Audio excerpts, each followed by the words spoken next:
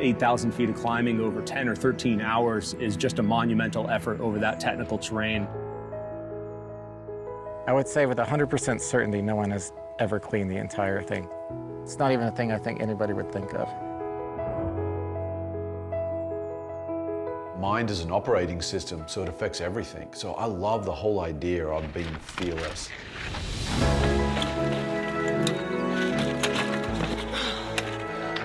This is so much harder than I thought it would be.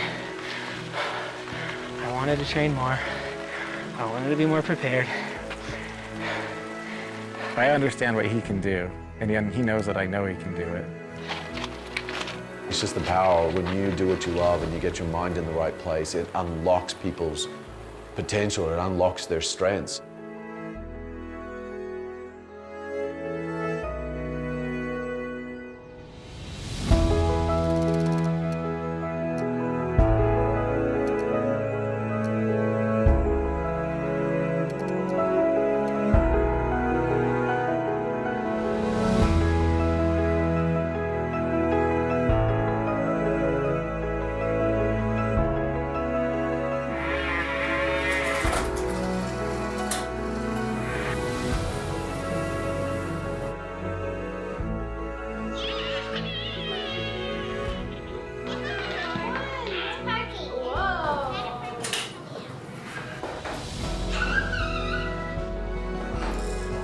Hey, little turkeys, what are you doing? Want me to wrestle you?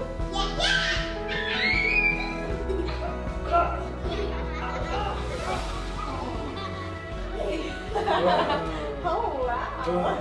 Honey. All right, I'm gonna go ride. Okay. Bye, honey. I'm gonna go ride. Okay. Okay. Bye, Daddy. All right, love you girls. Bye. Bye.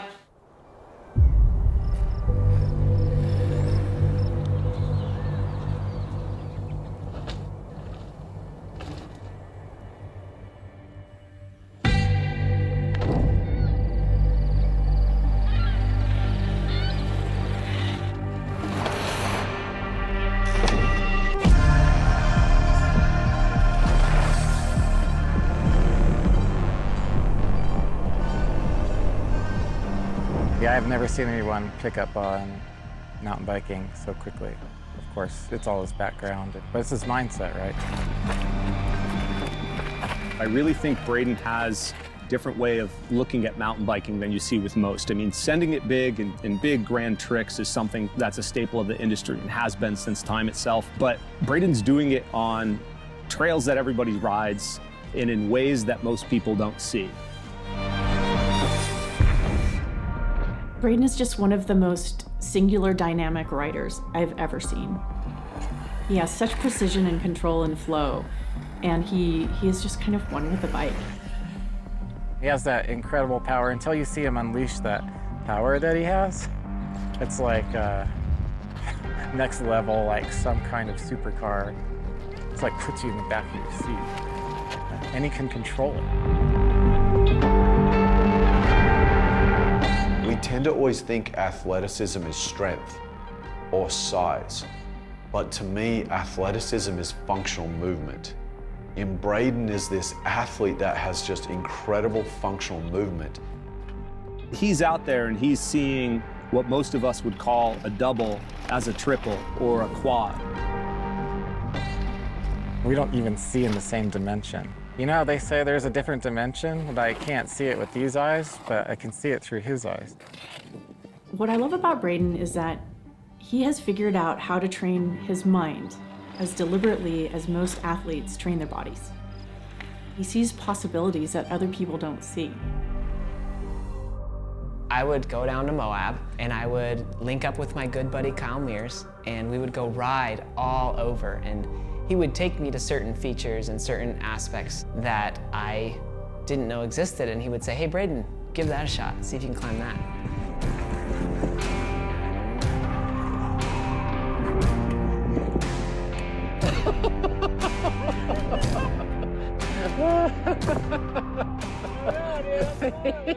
Went to the bottom of the Whole Enchilada, or the Porcupine Rim, and he says, hey, give this thing a shot. And when I first saw it, I thought, there's no way I can climb that.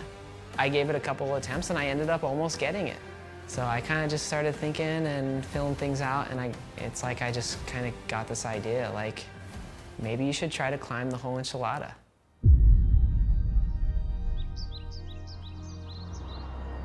Moab, Utah is an iconic destination for individuals from all over the globe.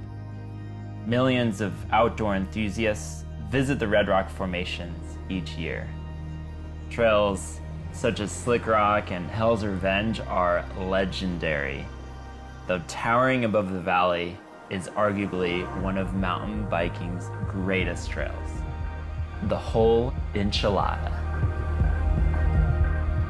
The Whole Enchilada is a 26-mile and nearly 8,000-foot descent that winds itself from the La Salle Mountains all the way down to the town of Moab.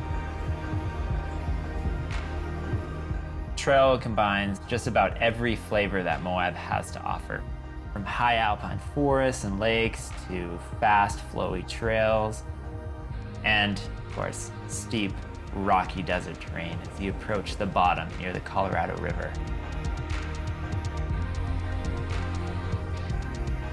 Most riders make a day of it, wake up early to take the shuttle to the top, and ride down in about 5 to 6 hours. There are a couple moves in particular that are very hard. Most average mountain bikers that come down it, they're encountering technical features that look insurmountable or are too consequential. The crux of the Whole Enchilada is something called the snotch. About halfway down the trail, you approach this super steep, rocky, technical section that is difficult for even the most expert riders.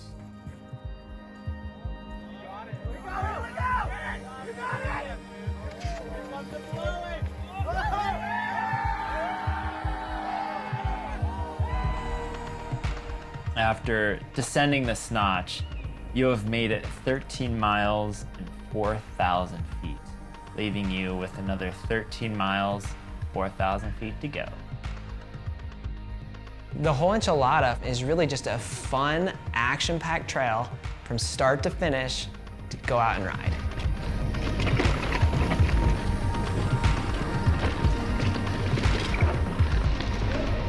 That would be going down. Going up, I mean...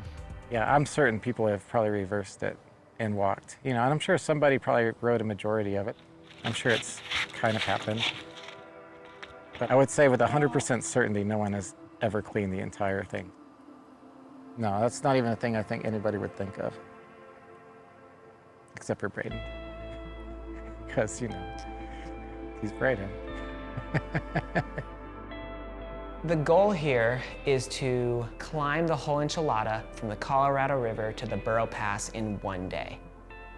Pedaling every single inch, even the snotch. And I can't think of anyone else who would look at this trail and think that. So not only will this be the furthest that I've ever attempted in a climb, it's by far the most technical.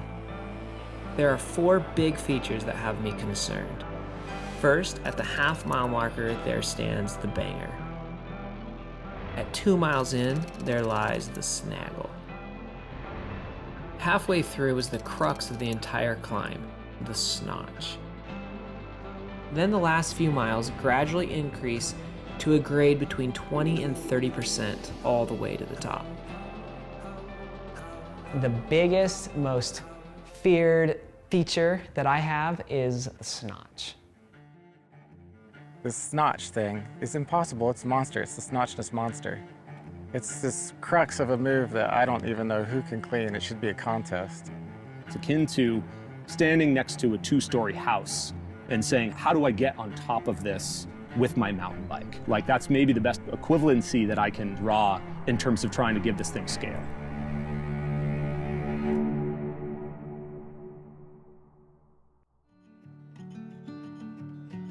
He was the youngest kid in kindergarten and the smallest. We held him back one year so he could grow a little bit, and it was the best move I think we could have made for him. He was just so busy. I always had to watch out for him. He was constantly doing something, into everything. Braydon seen a little bike at a garage sale, and he came home and said, "Dad, there's a bike there I want to get." I go, "Well, here's $2. Go see if they'll take it for $2." And he got it. He brought it home. He loved it. It was a little green bike, and it was called the Mud Puppy. That's the first thing he'd do when he'd get up in the morning. He'd get on his bike and take off. Bye, Braid. You're on your way too. See you later. Bye-bye. Bye, Braid. He was 5, and I showed him an Evel Knievel video, and he was fascinated. And I think that's kind of part of the problem why he likes to jump so much, because when I came home from work one day, he had a cinder block out on the road, on the asphalt, and then the kids weren't much lower than that cinder block. And he'd go back and he'd ride as fast as he could, and he'd jump them. I go, "Well, what if they set up?" I told him not to, you know, and he did that all on his own. I come home and caught him doing it. He never really was that excited about schoolwork and studying, and so we had him tested, and they said he was ADD. What he figured out is he focused on his sports. As he focused on those things, we kind of always kept a carrot out there. If he did good in school, you get to go do BMX racing, or you get to go develop your snow skiing. And he learned how to focus with that. We bought him a BMX bike, but we bought this too big a one. And we went and let him race, and he took 3rd. And so he started getting trophies, and he wanted more. He was progressing, and so we decided we're going to the Grands. That was the biggest race of the year. I said, "Braid, this is what you need to do, is you go up and just keep riding your best. And every time before you race, I want you to just bow your head and close your eyes and picture riding that track where your fastest lines are, the best way you go over the rhythms, the berms." Knowing Braydon since high school and watching him do all of these different sports, I've learned that while he does go out there and he has a lot of fun, he kind of goes out there with this checklist on his mind about what things he can be improving on and what things he can do better. Every season there was something he was doing, and it wasn't minimal. He would go all out. I just kind of learned that that's how he was, and just hoped and prayed he didn't hurt himself too bad if he fell.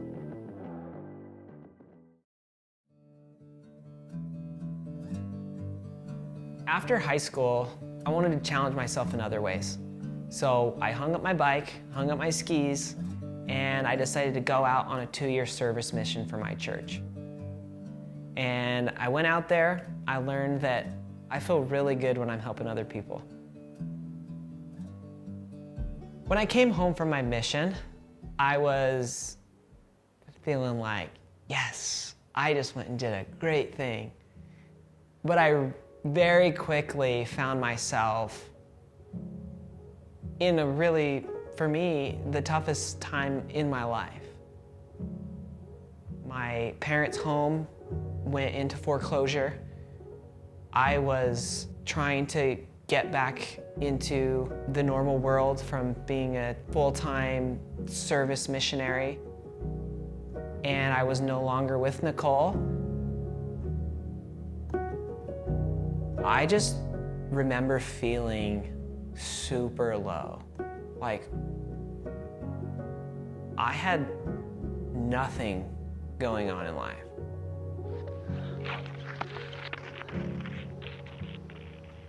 A friend from high school reached out and asked if I would coach him in the pole vault for his senior year. Made me, happy to be helping my friend, and I started to train with him, and we would vault together. And I ended up increasing my vault height by 2 feet. Yeah. Yes! Yeah, baby! Yeah! I kind of caught the attention of a coach in town, and he's like, "Man, you could really do this in college if you wanted." And I had, confidence that I could go out and do a cool trick on skis. but I didn't know how to really read and write super well. I didn't know how to, do real world skills. And like, I was super insecure because I never developed that side of my life when I was younger. So I was selling insurance, and I remember taking all the money that I made and paying for tutors and going to ACT prep classes. And I took that ACT 3 or 4 times, and I ended up getting the exact score that I needed to become eligible. And I called the coach that I was talking with down at BYU, and I said, I got the score. And he said, come on down. I ended up getting a scholarship, and it was just like, oh my gosh, I can't believe I have this opportunity, and I'm super overwhelmed. And that is when I met Dr. Craig Manning.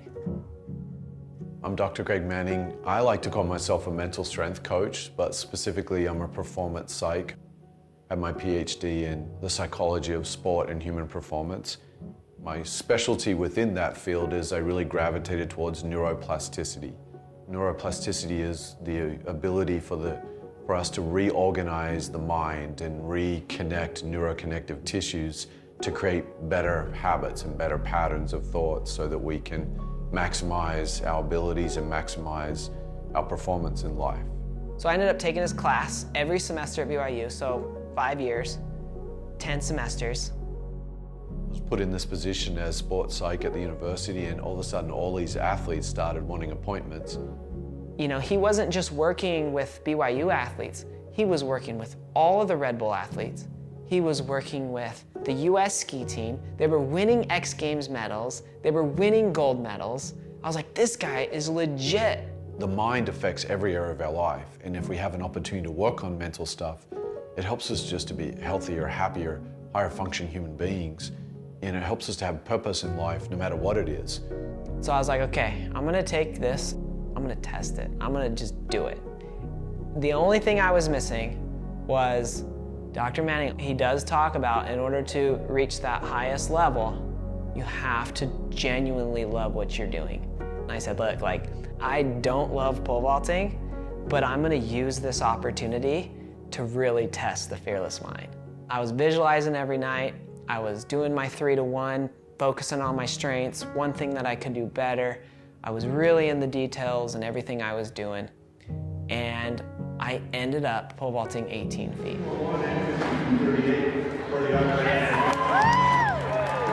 I ran into his office after that season and said, it works. It works. It was amazing. I'm like, okay. When I find what I want to do and where I feel true passion and love, it's gonna be fun. To me, it's just the power. When you do what you love and you get your mind in the right place, it unlocks people's potential, it unlocks their strengths.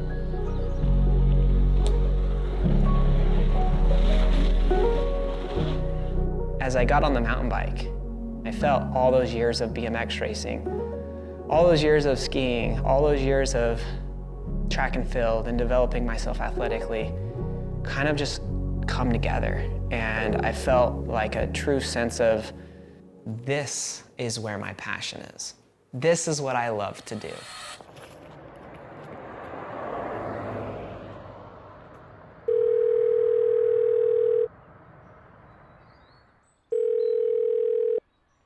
Hello?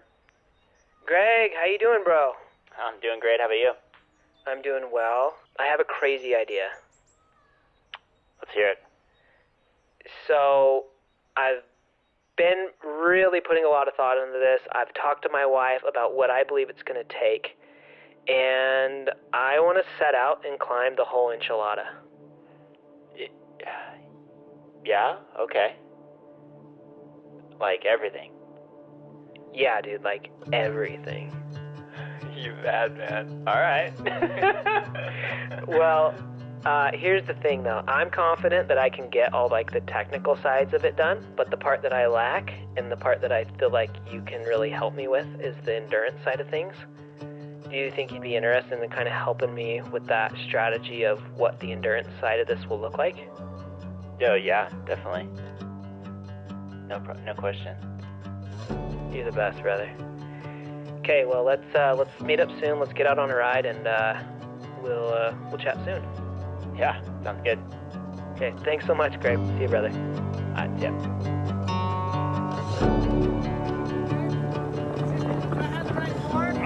How do I do this? This is great. This is great. This isn't very fun. Sure it is. You're having a great time. Look at that smile. Look at that smile. Crazy, dude.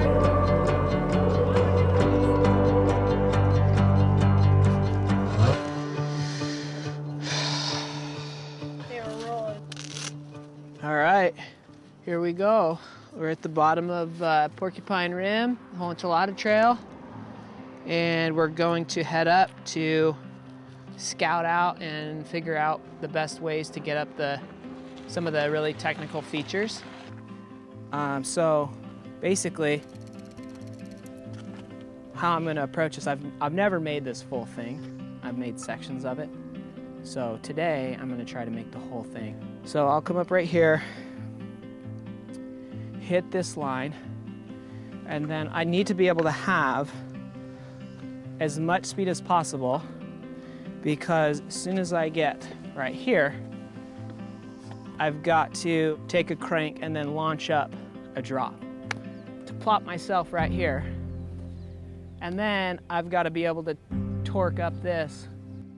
Even though I couldn't believe, finally seeing it with my own eyes, how steep and crazy and technical this trail was, I wasn't surprised that he was thinking in his mind, like, I'm gonna climb this thing.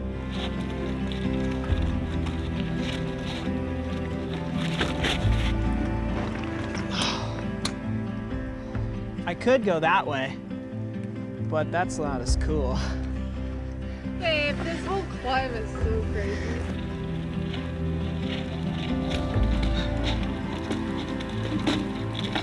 Stay wide, turn it up.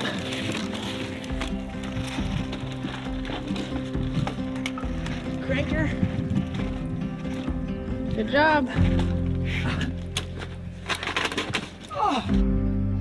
In order to do this climb, I need to know how to execute each climb first, maybe second try. I'm having to do one multiple times. It's just zapping me. Every time I do it, it's just zapping me, and the possibility of summiting up to Barrow Pass just feels like it's dwindling.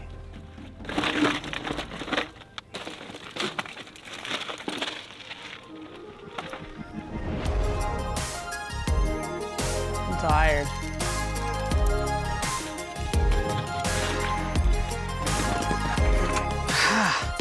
This is the one. Gosh, dang it. I can do this. I feel good. You can do it. Well, I really, really, really want to get this feature because, I mean, this thing is not one that I want to just mess around with, on the day. Because I'm not walking, and if I have to walk a section, it doesn't freaking count. You know, sometimes when you try things over and over and over and over and you're just hammering it into the ground, sometimes it just becomes harder. Yeah, more difficult than it would have been if, you would have made it in the beginning. Yeah. You start to overthink it and stuff. Yeah. So if one of these climbs comes down to that on the day of the big climb, but are you just gonna quit? No, I'm gonna go friggin', if I need to take an hour break and just... You will make sure you get every climb. Yeah. You won't say, okay, I made it to the top, but I missed this one stupid climb, No. but I made it. No. Because that's not the goal. Hopefully I can do it.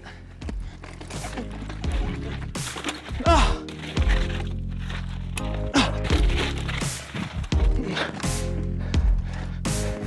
Good job. That's it. Right. We finally made it to the snotch. It's so dusty right now that I really need traction on this, and I'll show you here in a minute, but it's a wall kind of thing. Once I make the gnarliest section of the snotch, I'll ride right up this trail, come up here and then climb out of it, and that will be the completion of the snotch. He brings a broom from his house. Such a good dude. Thanks, Mears. This is crazy. Sweeping the outdoors or Just the climb? thinking that somebody might climb this. I know some people are into Everesting, but this seems way cooler because it's like, these are like every skill, it's like every single move is its own skill, piece of the puzzle that he has to decode, and then he has to put them all together on that given day. You know, only somebody with an incredibly strong mind could do that and skill set. This is like the part that's the most intimidating. Intimidating, yeah. That's why you want to do it. But that's why I want to do it. I love challenges. You know that better than anything. Everybody, let me show you. Let me show you the Superwoman. No, babe, we don't have to include me right now. My wife is 4.5 months pregnant. She's a superstar. That's why I'm just... She's out here with her crazy husband. She's, Nothing compared to what you're doing. Yeah, right. Making a human. Stop. So not only is Mears here to like help me get up this thing, but when we were on the way, he found one of my daughter's dolls in the car. And he's like, you need a support crew. You need someone to cheer you on. So he brought this beautiful Barbie from the car to help cheer me on. Jeez.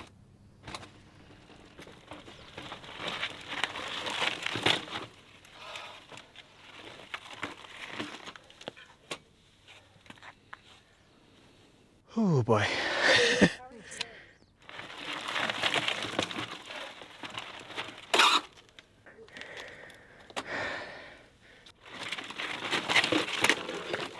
Oh gosh. Good save.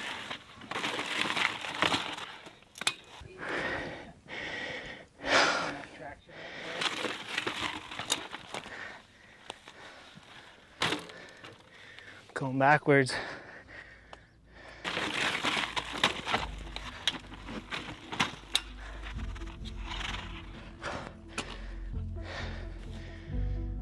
That was good. It's just so, my pedal placement is huge right here. This has to be down. And then I need to get a full rotation around this rock.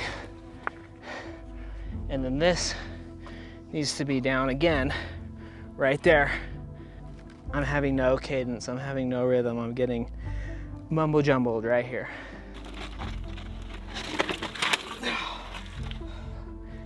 Peeling out!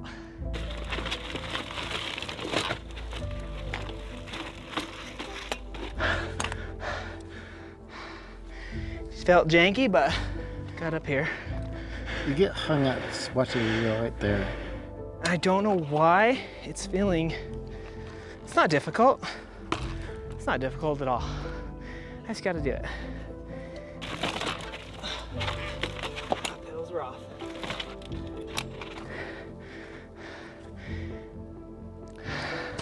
Need help? No.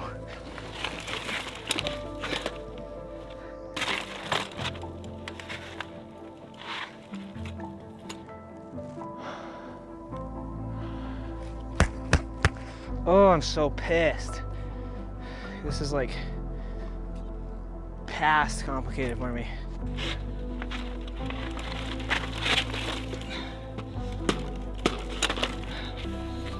Oh! Ah! Scary! Don't do that, right?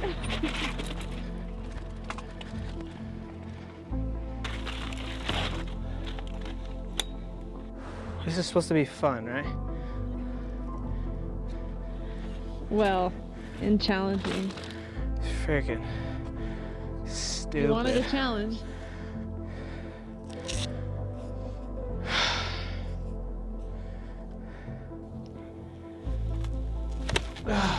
We could go home, let your legs recover, watch this video, like study it a little bit more, brainstorm a little bit more about how you could approach it, and then come back first thing in the morning. Yeah.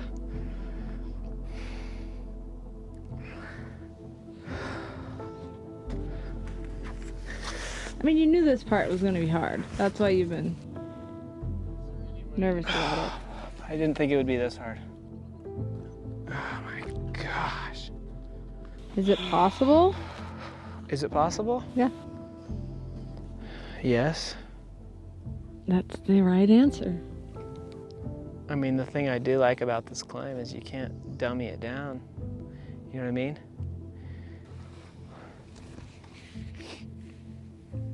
I'm just getting so angry I can't even like focus. And that's just gonna end up in me getting more frustrated. Today's been a long day. You've done a ton of climbing. Yeah, it's true. And like we came and gave this a good first run. Like it might take coming back a few more times. I just, oh, this thing is so gnarly.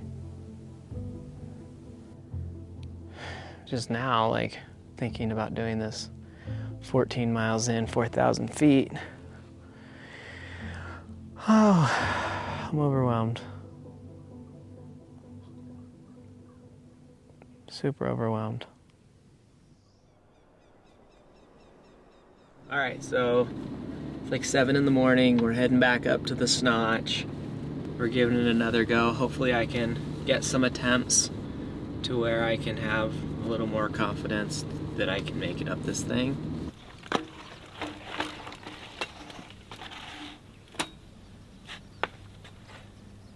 Okay, I'm gonna go and I'm gonna try to get onto this slab. Yeah. And then bail. What? You're just planning to bail? I'm gonna stall out on this ledge. Okay.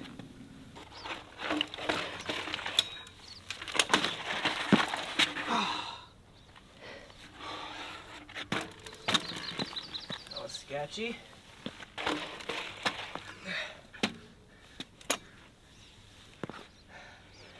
I just feel like, how are you, that is so steep. How are you going to make sure to keep your weight forward enough? Yeah. That you're not going to go backwards? Yeah. I gotta get past this hump.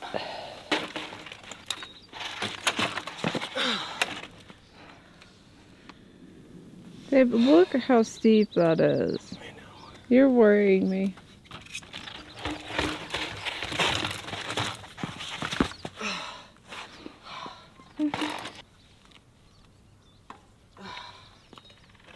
Did your ankle hurt? Did it tweak it a little bit? Yeah. Does it feel okay?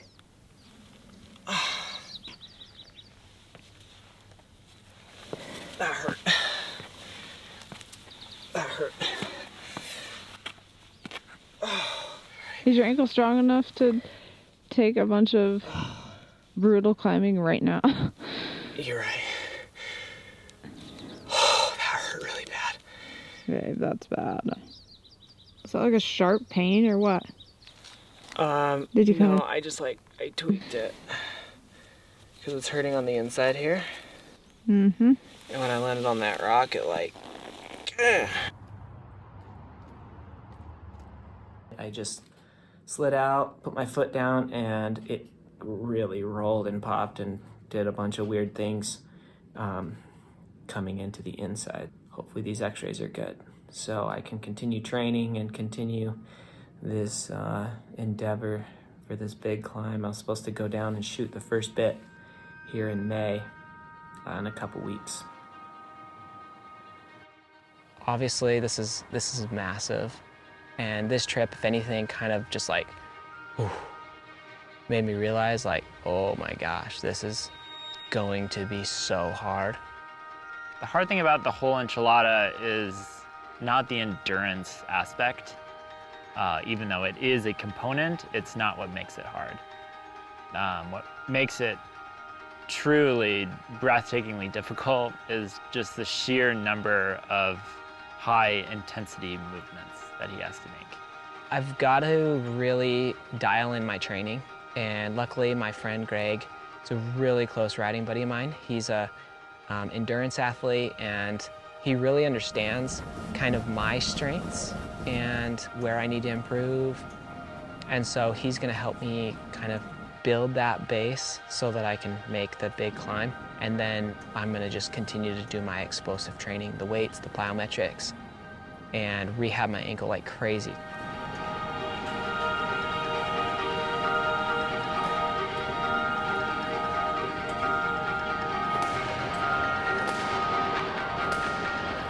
So we're out here getting, I don't even know what kind of ride this is called. What is it called? Endurance pace. Endurance pace. Yeah. Gotta work on my endurance pace. It's freaking hard.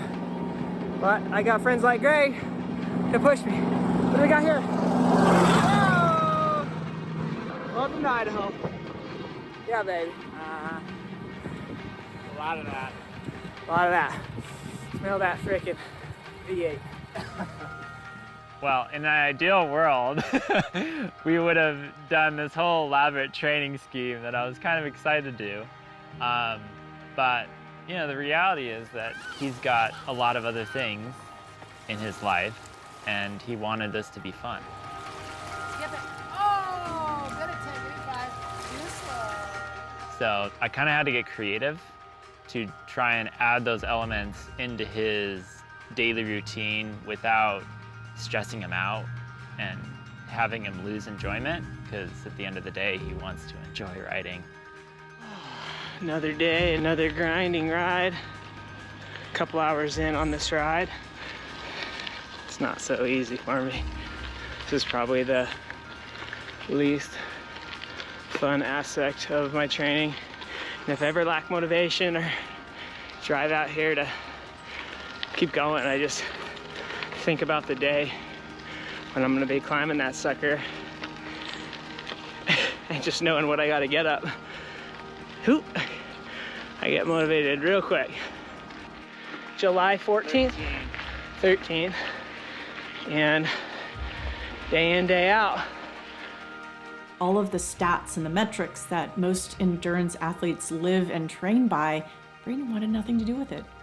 So it was kind of interesting watching that dynamic where Greg was like, you know, you really need to do this, and Braydon would be like, oh, I really don't want to.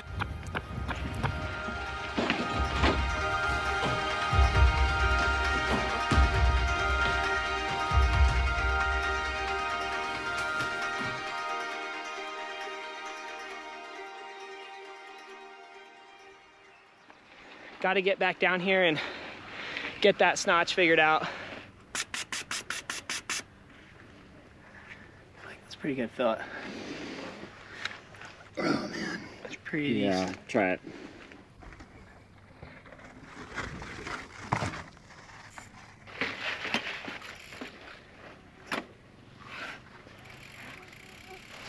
Did you guys make the same mistake we did? What's that? Ride down the notch? No, we're trying to figure this one out. Well, the sign says this way. And we can see the trail over there. Yeah, that's it. But how the hell do you get there? You just hike down this. How do you hell do you hike down this in biking shoes? Right. Stay here more in the fork. Then I'm gonna give it some real solid attempts. So you were at 60? Went down to 60. I'm gonna go 50. Yeah. So soft. Let's give this baby some good attempts. Let's do it, dude.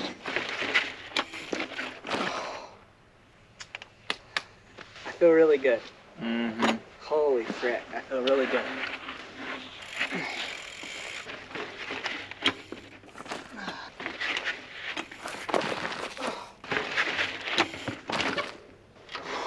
That was the power. I put a lot of power into it right there. Yeah. Now I just gotta send it, to be honest. Okay.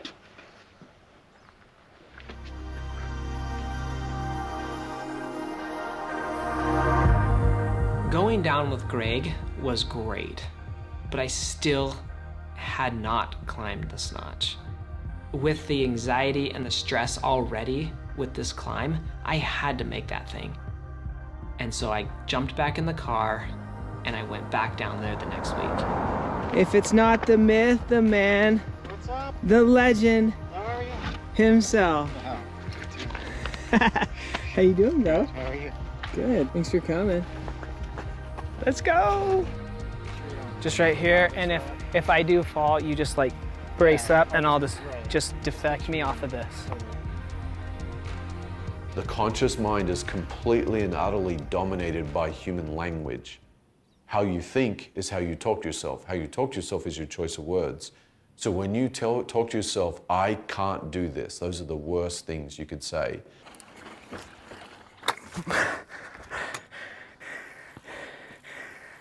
Nice and comfortable. You can do this. You can do this. Oh yeah, baby.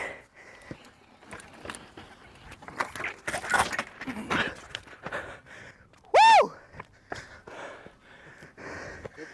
I got up. I got up and bailed. Here, I'm gonna take a break. Every single morning, wake up, tell yourself 3 times, I can do this. Whatever it is, I can do it. Just that turns the mind on and gives the mind direction. It creates energy. It's happening right now, brother. All these freaking months and attempts. Here we go.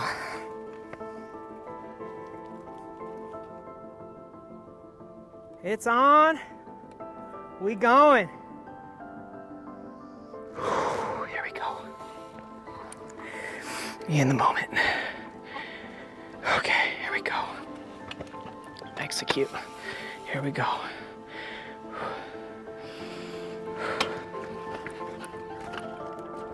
Oh!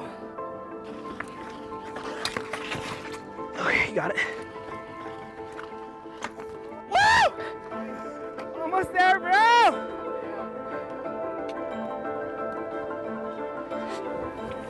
Let's go.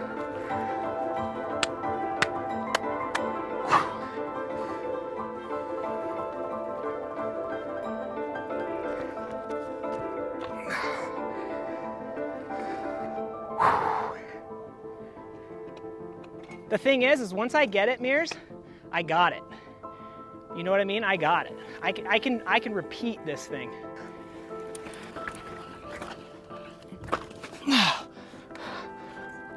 It's happening. Push your limits. Push your limits. Okay, here we go.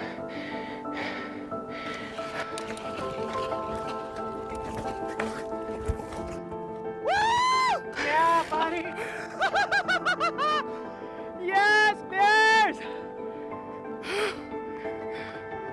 Dude! Dude! Get out here, bro! Woo! Way to stick with it. Woo! Oh! I thought you were gonna keep going. With over a year of this thing going crazy in my head and the what ifs, I was so overwhelmed with gratitude because I felt this thing coming together.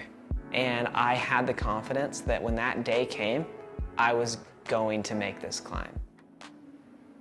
When I went to Sochi Olympics, I'll never forget one day after I'd been there for like 2 weeks and our athletes had been crushing it. And I get in the gondola and I'm, almost praying. And I was like, what is it that leads to success at this level? And it just hit me. You have to be super confident in yourself, which is that trust that we've talked about. You have to be confident in who you are, not aggressive or arrogant or passive. You've got to be confident in all of the work you've done to get there, to trust it. But you have to be humble to recognize you never arrive. You've always got to keep learning. As soon as you think you've arrived, that's when everything falls apart. We're up here, Hummingborough Pass, me and Kyle, and it's just absolutely relentlessly steep. You are such a boss. You are such a boss, dude. Barrow Pass. Feels good to get up here and see what 11,150 feet feels like. Working hard. You definitely do not recover fast. It's like you put out some bursty move and it takes 4 times as long to get feeling normal again. At least that's how I feel.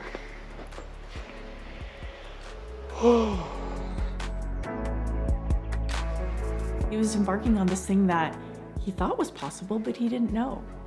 And I was thinking in the back of my mind, like, what if he doesn't pull it off? What's it gonna happen for the film? You know, what's gonna happen for the story? You know, it'll still be great, but you know, that's a lot of pressure. As he's getting ready to do this crazy climb, it's like everything in our lives was funneling into a 2-week time window.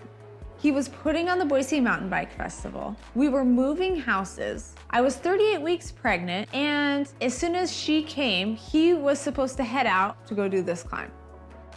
And also, there's this really short window in which he can do it because the snow kind of comes early that high up in the mountains, and he knows that once it snows up on the upper part of the Whole Enchilada, there's not another chance. Oh my gosh, we're here. There's the hospital. There's Nicole, there's her tummy. There's her tummy. Here we go, babe. Camera's on you all day. No, I don't think that's a good idea. Here we go. Number 3, here we go. Oh, she's so cute. Hi, sweet girl.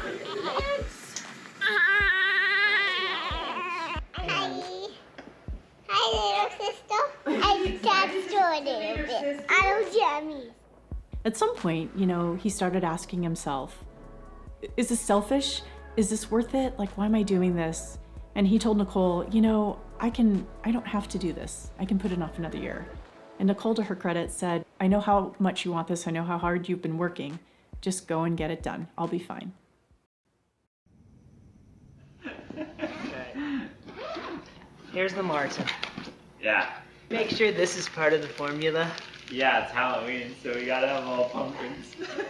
Okay. Bunch of water bottles. Main thing that I'm worried about is getting in 90 grams of carbs. That's what I need to do every hour. You're not a diesel engine. I'm not a diesel. You're not just gonna be like mucking around. I'm a rice rocket. You're a rice rocket, or like a little electric engine.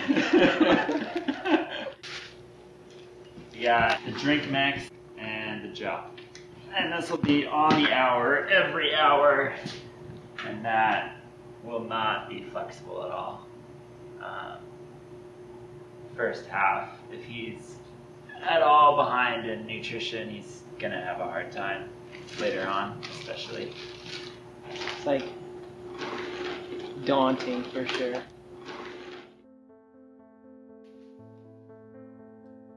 That morning, woke up, felt calm, felt relaxed, felt positive about this climb.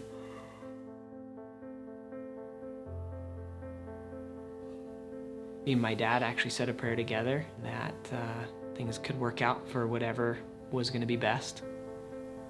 And so once I went through my morning routine, it was like, okay, I'm content with whatever the outcome is.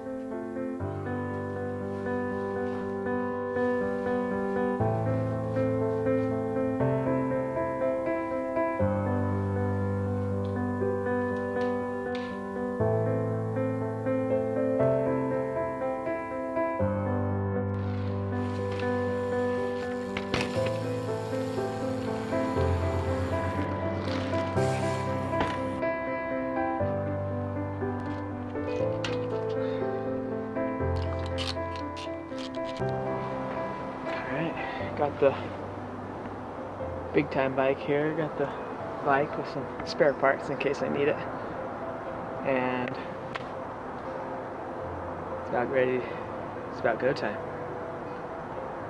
How you feel?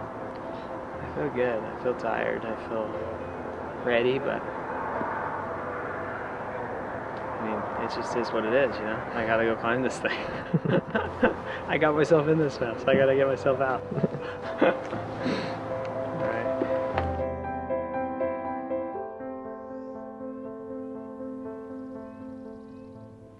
Alright. You hyped, dude? About ready to start. Woo. Rick. It's a good day. Very good day. Should be nice. There's just kind of a storm rolling in too, which is fun. Yeah. Kind of makes the anticipation a little bit greater to get up there. Snow's coming. Snow or rain.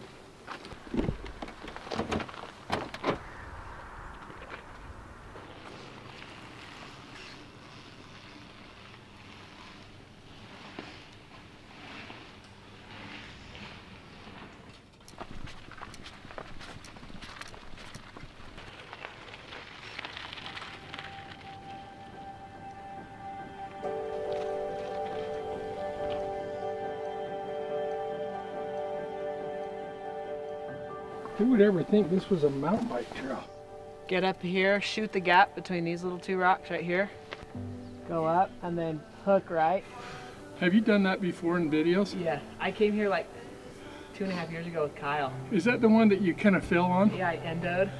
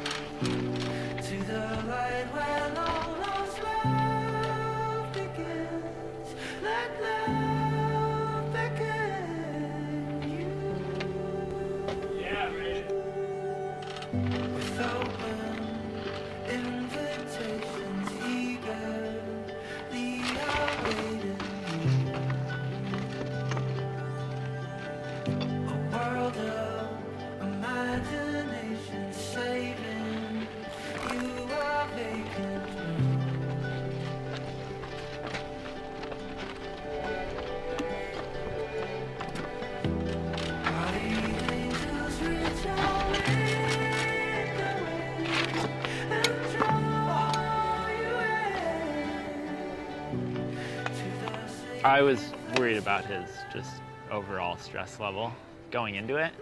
I was like, is he more tired than he's been letting on, you know? Having moved and had a kid.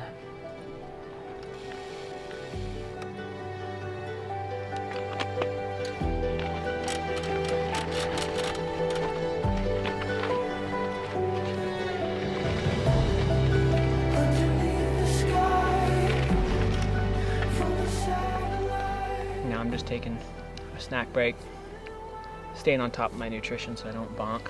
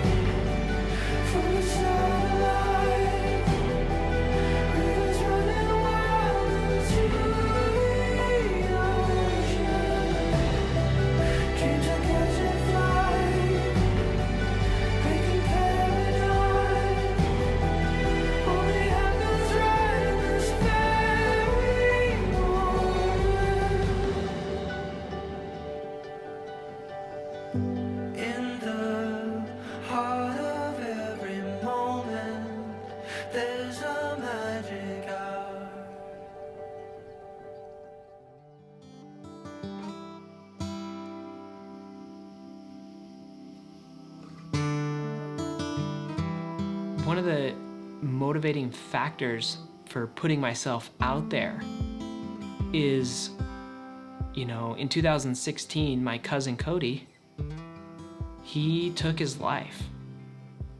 And the day before he did it, I was actually with his brother. And I asked his brother Cole, I said, hey Cole, where's Cody? And he said, oh, he's doing some chores at his house. And I thought, you should text Cody and just see how he's doing. And the next morning, I got a call saying, Cody took his life. I love Cody and I miss Cody. And I've used that experience that I've gone through and that I work through to move forward with all hope and no fear and not totally scared of what people are gonna think about me or say about me. I'm not gonna hold back from doing things that, you know, hopefully will help somebody else. Cody loved rock crawling.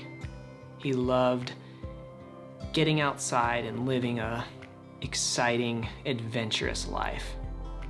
And he actually loved Moab. And he would come down to Moab all the time, even alone, and he would go drive his Jeep.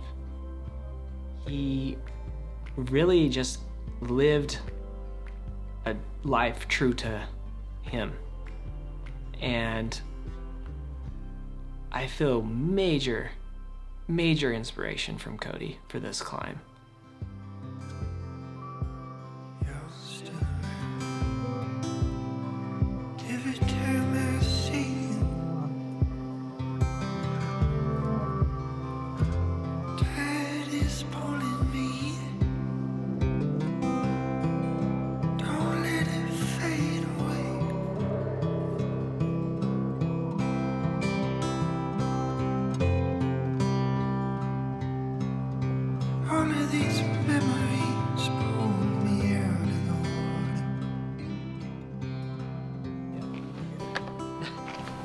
How you feeling, Doug?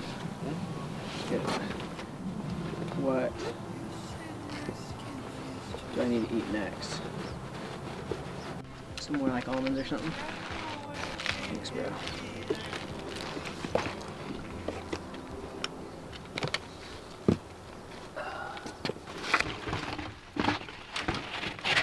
Hit that wheel pad. Turn right, power, flow. All right.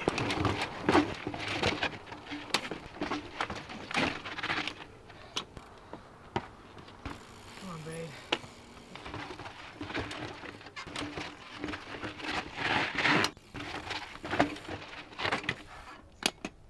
You can do this, Braydon. You can do this.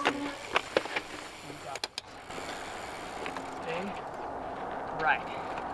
Hit your line.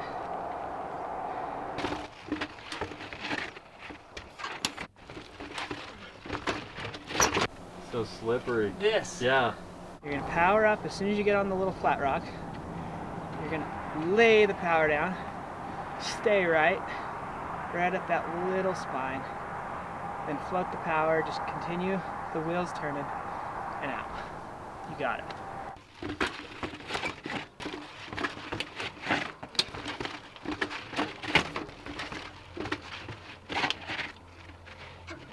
Exactly like I didn't want to do, this frickin' snaggle was just compounding.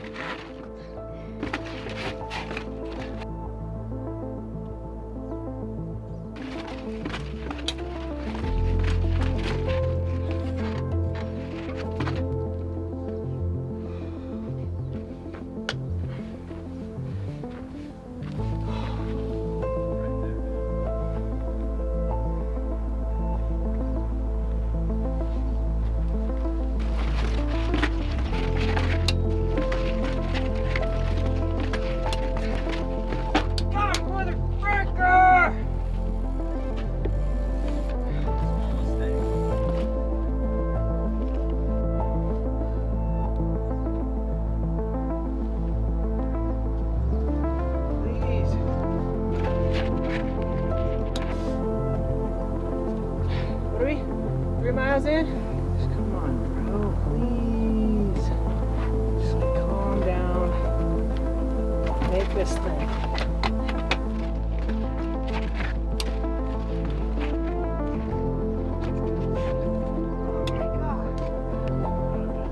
You got it, dude. Yeah.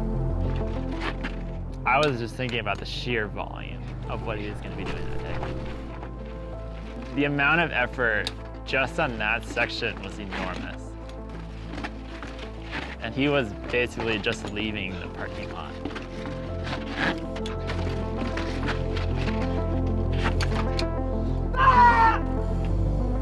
I couldn't believe, like, how much energy that thing sucked out of me right there.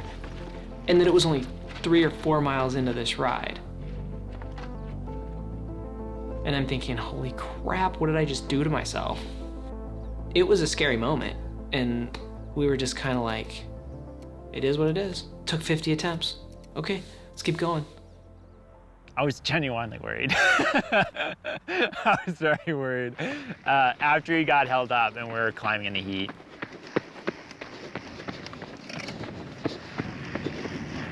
What up, bro? That was brutal. That was brutal. First few miles. Now we're on our way to the Jeep Road, and we're cruising for the next eight or so miles. Yep.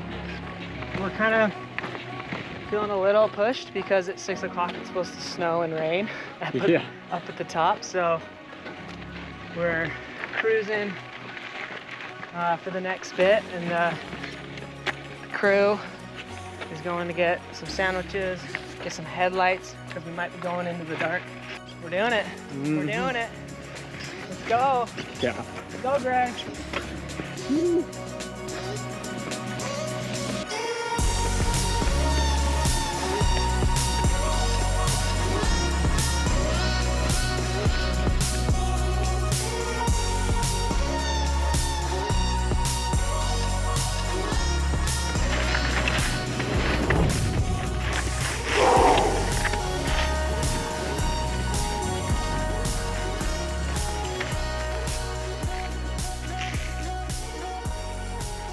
Insane. What the hell?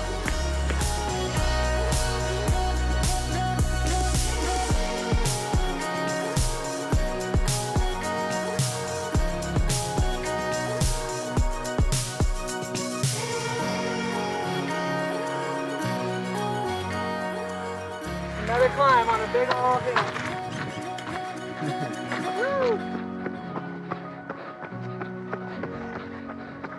So right now we're like 5,300 feet, and the Snotches I think is at 7,000 feet. So we still have quite a ways. We have 1,700 feet before the Snotch. Yeah. Whew. Okay. Pretty good.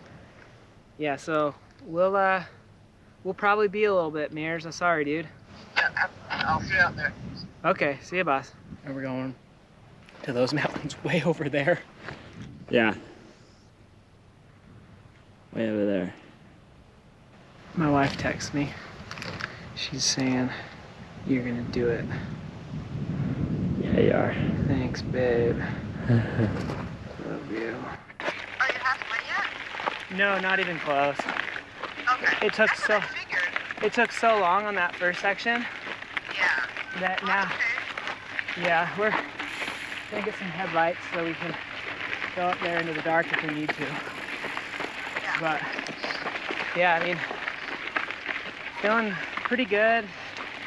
Got the Snotch coming up, and that's the scariest one. So this is the Jeep Road, a 6 to 8 mile stretch.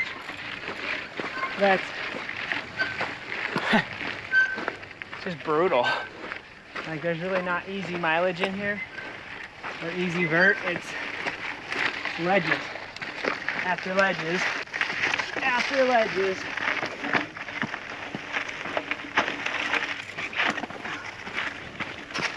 1,000 feet, baby. Stoked. Greg. Yeah. Why do you have me eating so much? This food is what humans eat. This is horrible, bro. I feel it. Are you actually gagging right now? Oh my god. Dude, you're making me eat so much. It's painful, bro. I know. But it's gasoline, right? Yeah. Alright, if you say so. I don't know which way to go. Yeah.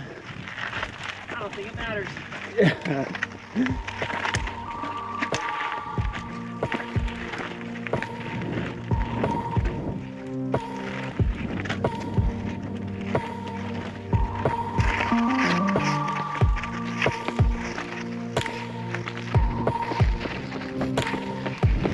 They're pretty. Yep, boy.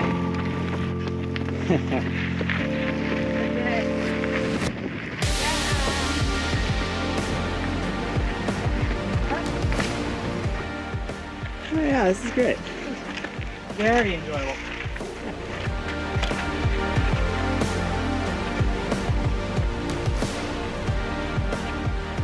So we are about 7,000 feet high, but we gotta maybe go another mile and a half, just over there to we can see the red rock and the green. And that is where the snotch is. So we're right up here, and we got clouds coming from the west, which is gonna make tonight really fun.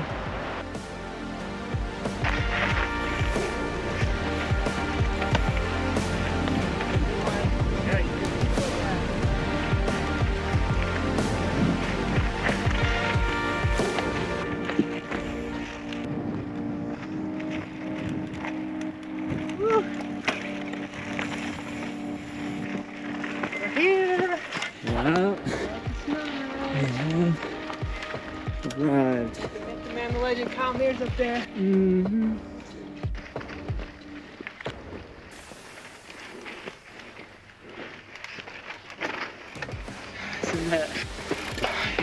We're here. Let's go walk up this sucker. Check it out. How you doing, dude? So the line from right here. Stay tight up this rock. It's kind of hot, but you can keep momentum this way. Come here. Ride this curb right next to this wall. You're scraping this with your bar. Come up here.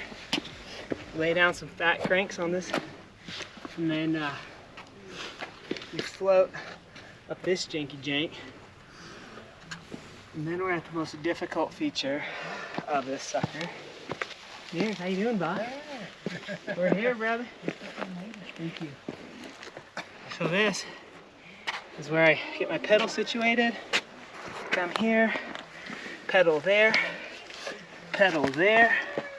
and then everything that I possess with power, grit, whatever, up this to get a line about 3 inches wide to get right over this. This is called the nose.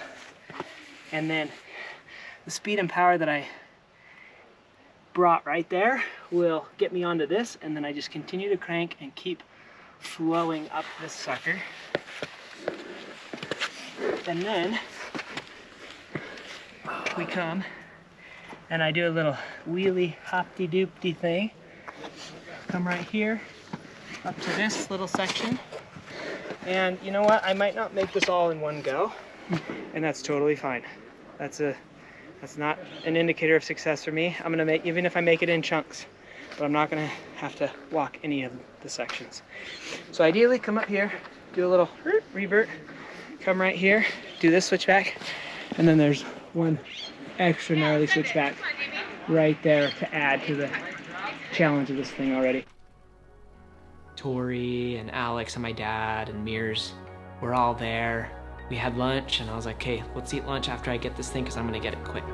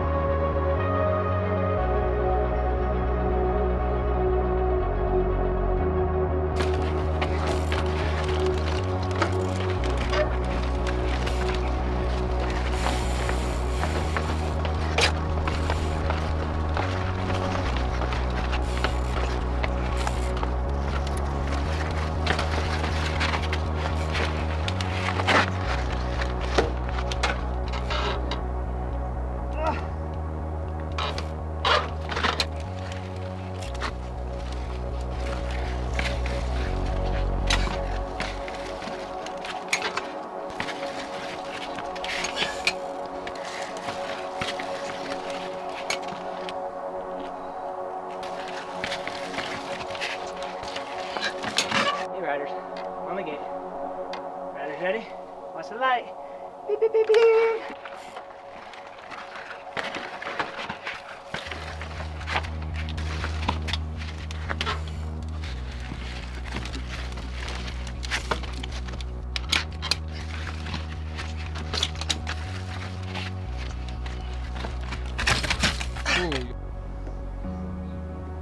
You write a nap into your program?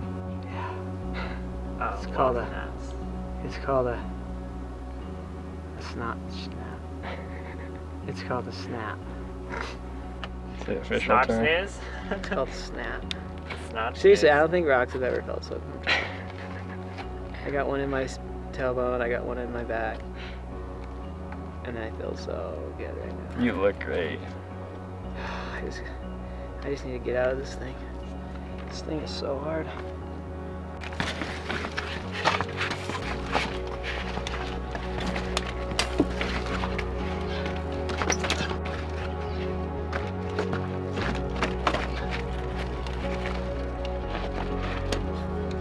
Gosh, are you kidding?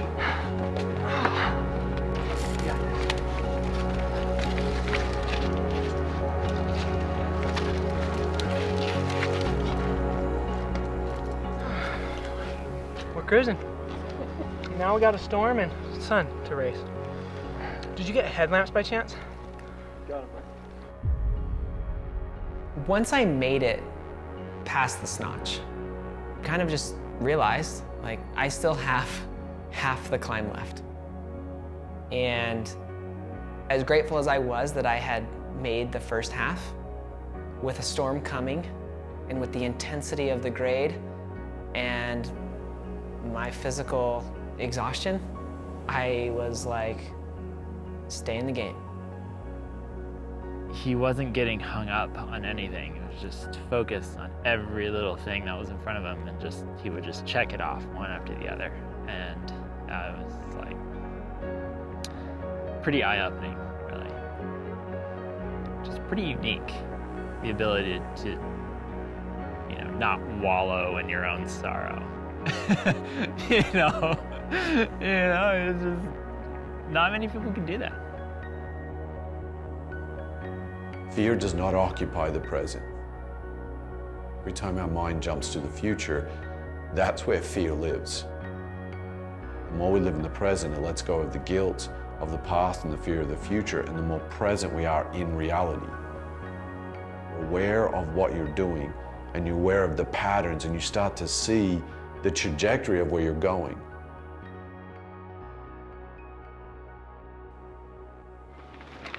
Yo, Mears. Yeah. What up, brother? How's it going?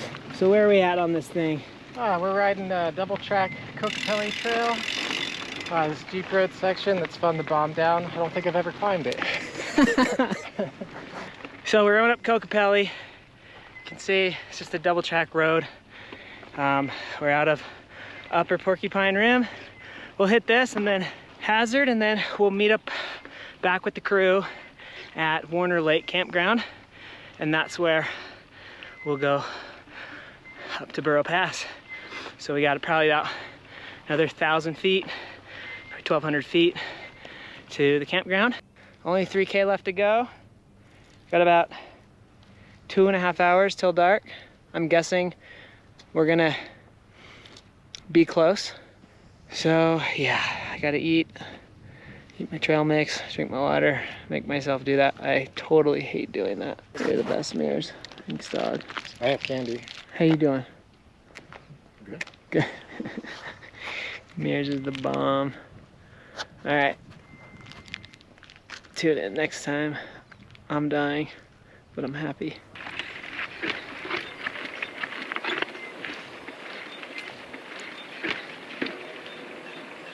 What I was worried about was cramping, because all the explosive moves down there, and then fluids and diet. You blew out your calves. Oh my gosh, dude, my muscles hurt so bad. So I'm really struggling with cramping. Kyle's been awesome making me eat. Would you rather do this or give birth? See, that's the thing. This is like a silly bike ride, right? 4 days ago, my wife gave birth. She's the real champ here. That's real. Yeah, let's ride to the top of this hill, huh? We're almost to Warner Lake. That's where the cruise should be. And I think we're gonna be climbing to that summit that's fully engulfed in clouds, or the saddle, in the dark. So it's just been an amazing day. I was taken by the moon, looking down on everything I never knew. I'm awakened by the truth that only for a moment I'm alive with you. I'm filming the filmers. We need it. Hot and wet. Good. It's getting nuts. Years. If you're always on the ground, then you're never gonna see what falling feels like. If you never come around, how we ever gonna be? If you're always on the ground, then you're never gonna see what falling feels like. Falling feel.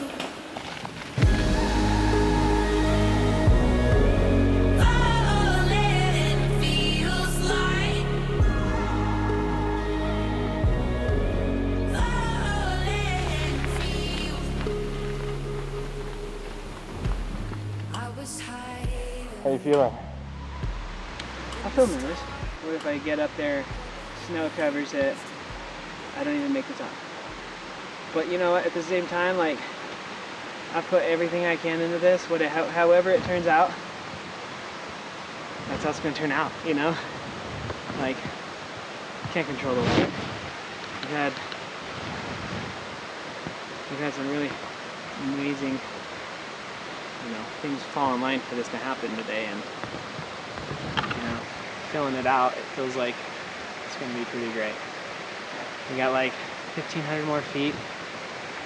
This is the start of basically the quarter pipe, where we're gonna hit like 20 to 25% grade, rocky, rooty, loose, baby heads, bread loaf size rocks, and it's getting so dark.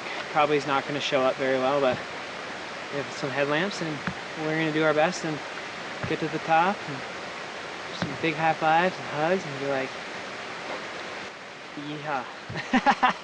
It's just a bike ride. It's just a bike ride. Oh, it's a good one though. Yeah, come on, Bears!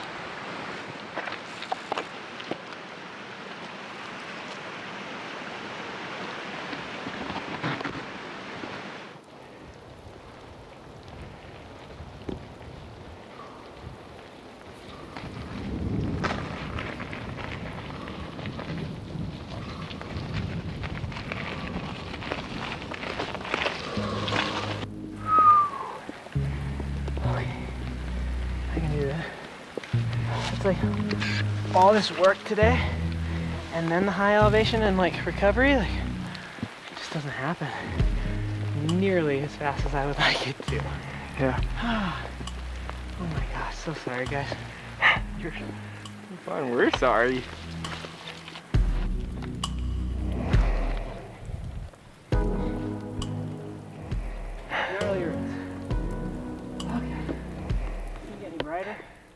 It was very dark. We had to hold up our light so he could just see what was in front of him, and none of it looked good. It was so steep, slick, there were roots, loose rock too, which is incredibly hard to ride at. Oh, come on, dude. Come on. You're crushing. Oh, thank you guys. Yeah, you got it. Let's go, let's go.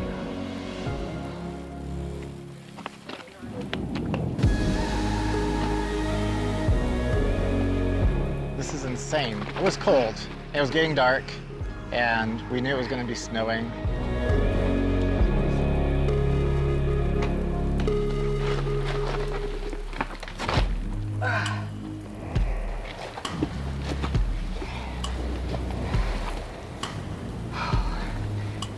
Nothing like some chill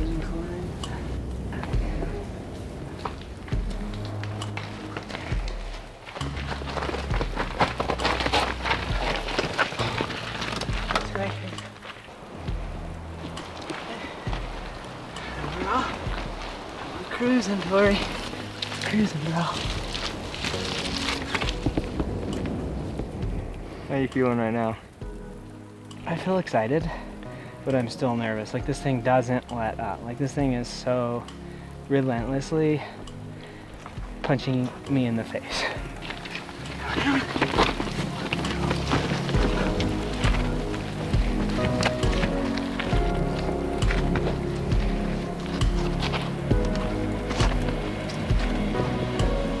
You all right, homie?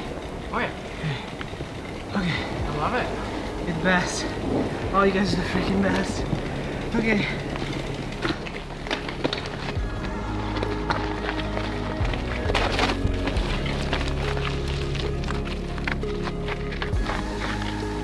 I think we have about 700 feet left. About three quarters of a mile.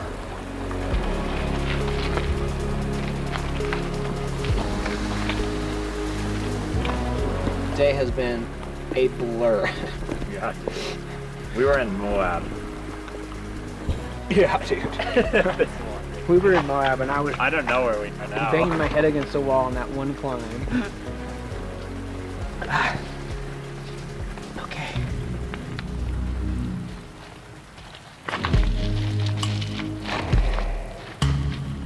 Yeah.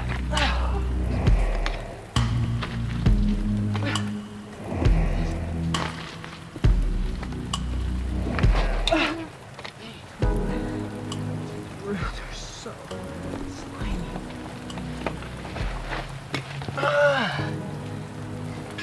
Good traction.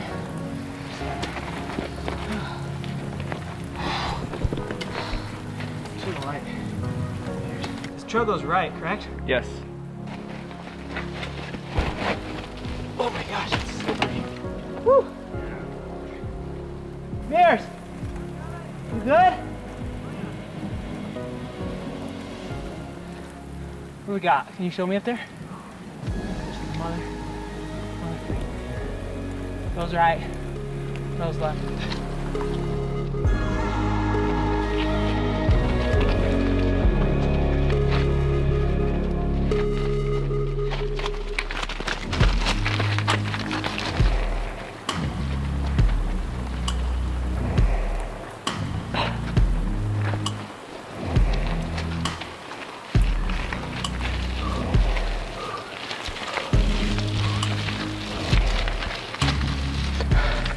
This is so much harder than I thought it would be. I wanted to train more. I wanted to be more prepared. It's just like... Do you think you could ever even get to a point where this isn't hard? No. I don't think I would ever want to. You know? Like, I think this is way out here, you know? I like to be right here. Have fun, hit jumps, do a little climb, get a good workout. This is like once in a lifetime thing, you know?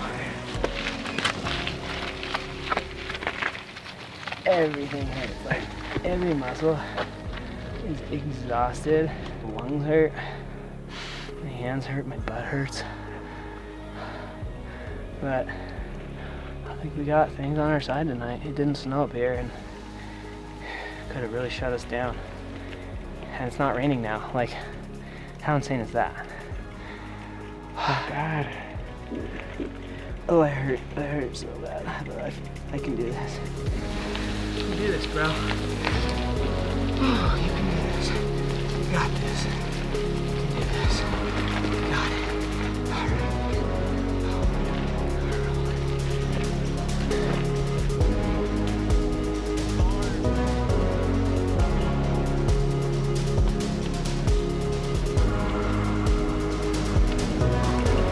It's like so hard to see.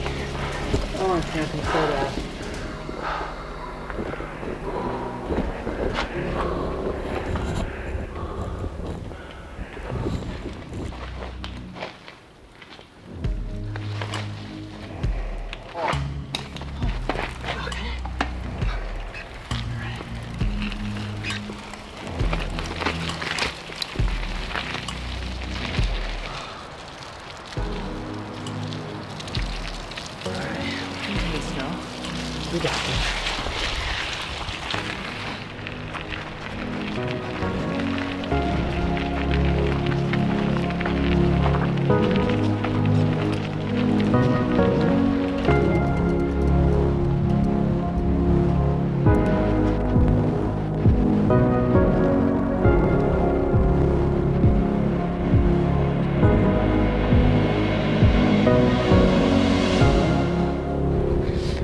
Gosh.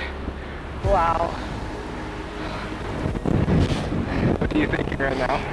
Oh my gosh, dude, like, just the amount of effort that took from all angles was like one of the hardest things I've ever done. Definitely the hardest thing I've done on my bike. And there was so much in that equation. Here, Greg. Bro. Yes. Thank you so much, Jordy. Thank you so much, bro. So proud of you, man. The last bit of that climb felt surreal. There was no view to be seen. It was windy as could be. But just the thought of everything that had to align to make that was overwhelming. Once he got to the top, my jaw was just on the floor. I was just like, how is he throwing down so much power after 32 miles of riding? It's unreal. It challenged what I thought was possible. It's amazing for me to see this stuff just happen in front of my eyes.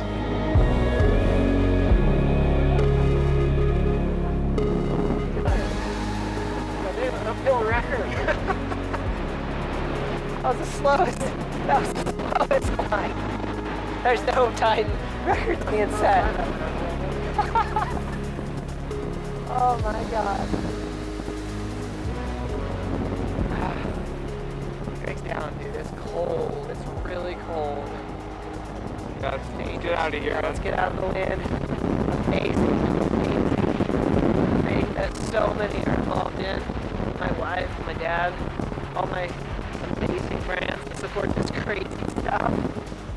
It was just a day that I hope to never forget and be able to kind of pull from for the rest of my life. Let's go.